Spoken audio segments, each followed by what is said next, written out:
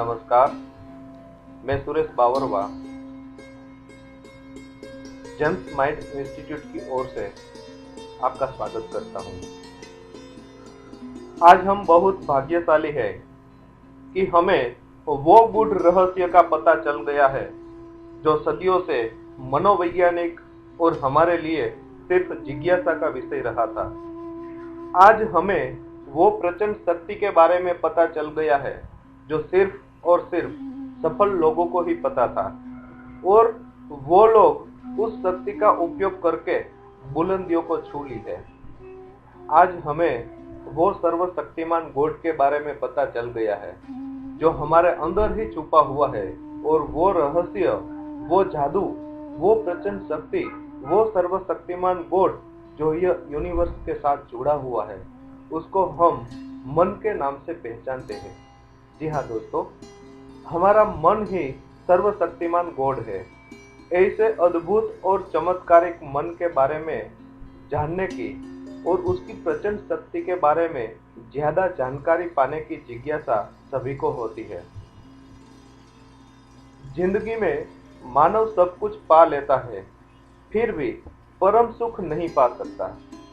अगर मन की शांति को पा लिया तो समझो जिंदगी में सब कुछ पा लिया।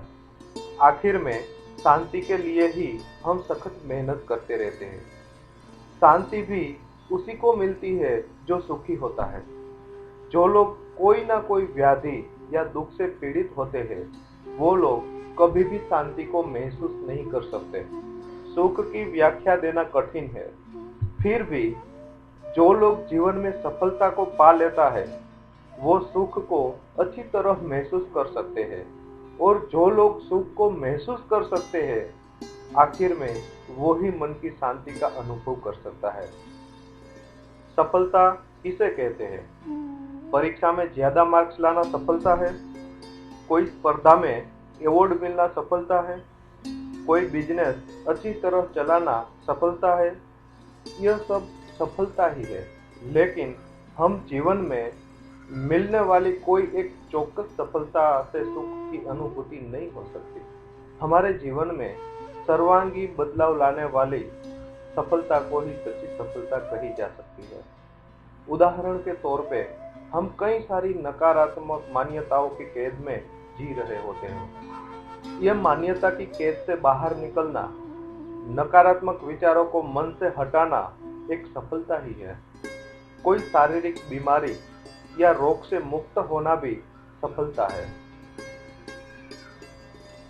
खराब आदतों से मुक्ति पाना भी एक सफलता है। ऐसी तो कई सारी सफलता है, और वो सब सफलता पाने से ही मन की शांति मिलती है। सफलता पाने के लिए हम सख्त मेहनत करते रहते हैं। सुबह से लेकर शाम तक हम श्रम करते रहते हैं, लेकिन अफसोस की बात यह है कि हम सर्वांगी सफलता पा नहीं सकते। इसका एक कारण यह है कि हम सिर्फ हमारी बॉडी पावर का, यानी कि शारीरिक शक्ति का ही ज्यादातर उपयोग करते हैं। शरीर की शक्ति के साथ हम बुद्धि का भी उपयोग करते हैं, लेकिन मन की शक्ति का हम बहुत कम उपयोग करते हैं, या तो बिल्कुल नहीं करते हैं। मनोविज्ञान के तज्ञ प्रोफेसर विलियम जेम्स का रिसर्च ये बताता है कि मानवी उसके मन का सिर्फ 1 से 10% ही उपयोग करता है। इसका कारण भी बिल्कुल साफ है कि हमें मन के बारे में बहुत कम जानकारी या ज्ञान है। पाठशाला या किसी कॉलेज में मन के बारे में ज्ञान नहीं दिया जाता। वास्तव में मन की शक्ति प्रचंड है, अथाग है। जिन लोगों ने मन की प्रचंड शक्ति को पहचान लिया है, उन्होंने इतिहास में नाम अमर कर लिया है, या अभी सभी ऊंचाइयों को छू लिया है। आप भी अगर यह मन की अथाग शक्ति के बारे में जान लेते हैं और उसका सही उपयोग करना सीख लेते हो, तो समझो आप भी कर सकते हो दुनिया मुट्ठी में। मन की प्रचंड शक्ति से हम जो भी चाहें पा सकते हैं। हम जो भी बनना चाहते हैं बन सकते हैं। जैसा दिखना चाहते हैं दिख सकते हैं। चलो हम ये जादुई मन के बारे में ज्यादा जानकारी लेते हैं। 20वीं सदी में मन के बारे में कई सारे संशोधन हुए हैं। और वो संशोधन से मन के मुख्य दो प्रकार बताया गया है। पहला जागृत मन और दूसरा अर्ध जागृत मन। अब हम पहले बात करते हैं जागृत मन की। तो जागृत मन की शक्ति क्या है? शारीरिक क्रिया जैसे कि दौड़ना, खेलना, कूदना, खाना इत्यादि क्रिया पर जागृत मन का कंट्रोल होता है।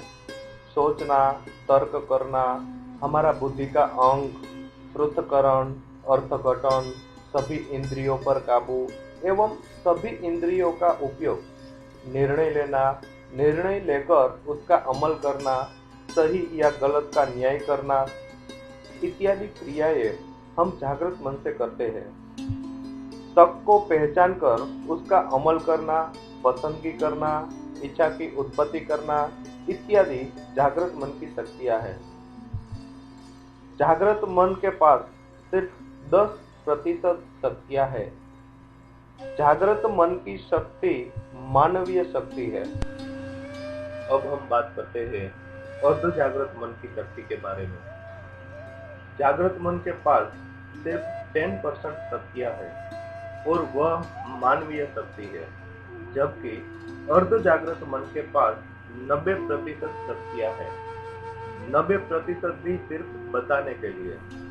वास्तव में अर्ध जागृत मन के पास अथाग और प्रचंड शक्ति है और अर्ध जागृत मन की शक्ति को हम दैवी शक्ति या जादुई शक्ति कह सकते हैं।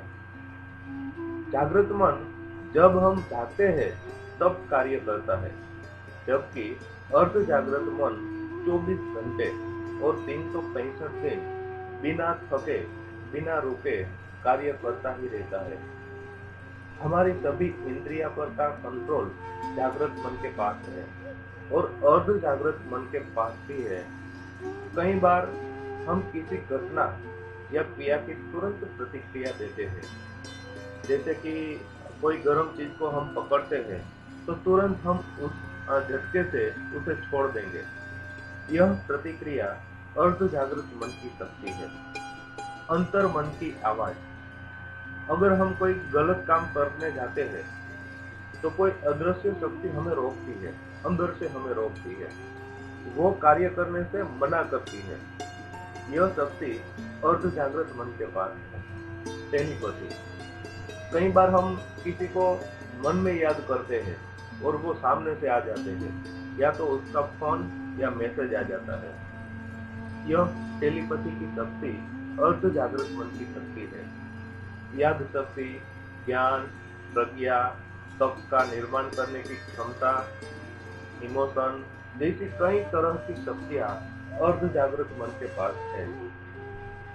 अर्ध जागृत मन का उपयोग करके हम जब चाहें तब उठ सकते हैं और जब चाहें तब सो भी सकते हैं। अलार्म का काम कर सकता है हमारा अर्ध जागृत मन। इतना ही नहीं, अर्ध जागृत मन से हम रिमाइंडर का उपयोग ले सकते हैं। वो हमें कोई भी यादगार दिन या घटना का कोई चौकस दिन याद दिला सकता है।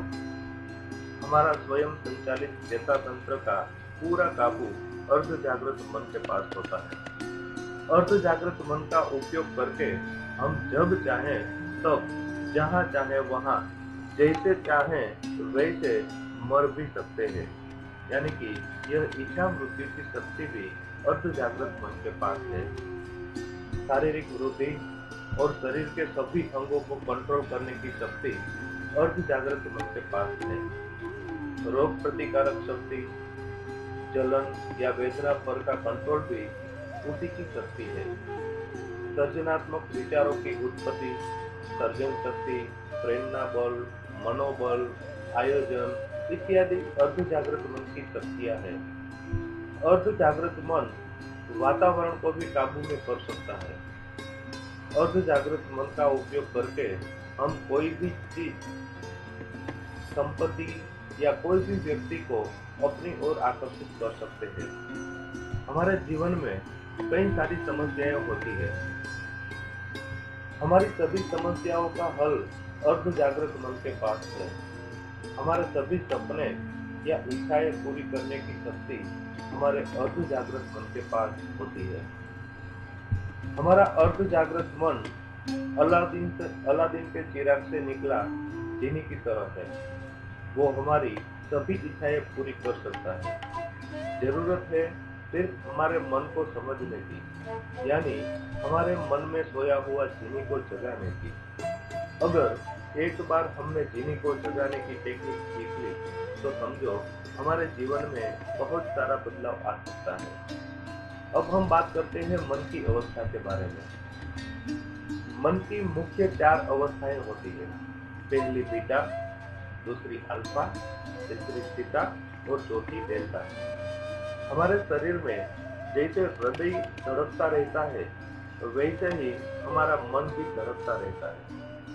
अब हम बात करते हैं बीटा अवस्था की। जब हम जागृत अवस्था में होते हैं तब हमारे मन की धड़कन के तरंगे 14 से 34 प्रति सेकंड होती है, जिसे बीटा अवस्था कहा जाता है। थीटा अवस्था, जब हम सो रहे होते हैं तब हमारे मन की धड़कन के तरंगे 4 से 7 प्रति सेकंड होती है, जिसे थीटा अवस्था कहा जाता है।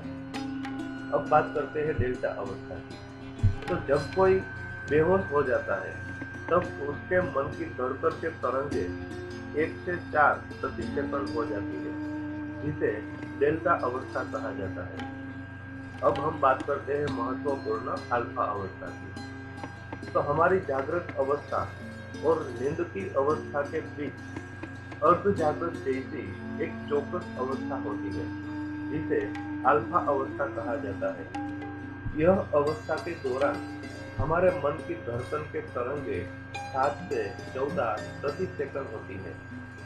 अल्फा अवस्था बहुत ही महत्वपूर्ण अवस्था होती है। यह अवस्था में जागृत मन और अर्ध जागृत मन एक स्तर पर कार्य करते हैं। अल्फा अवस्था में हम जागृत मन से अर्ध जागृत मन को कल्पना शक्ति से जो भी सुझाव देते हैं वो सब सुझाव अर्ध जागृत मन बिना कोई तर्क किए स्वीकार कर लेता है और उस सुझाव का अमल करना शुरू कर देता है। हम जागृत मन से जो भी कल्पना करते हैं वो कल्पना को हकीकत में बदलने में अर्ध जागृत मन हमारी सहाय करता है। अर्ध जागृत मन हमारे सपने पूरे करने का रास्ता हमें दिखाता है। अर्ध जागृत मन से काम लेने से पहले मन की शुद्धि बहुत ही जरूरी है।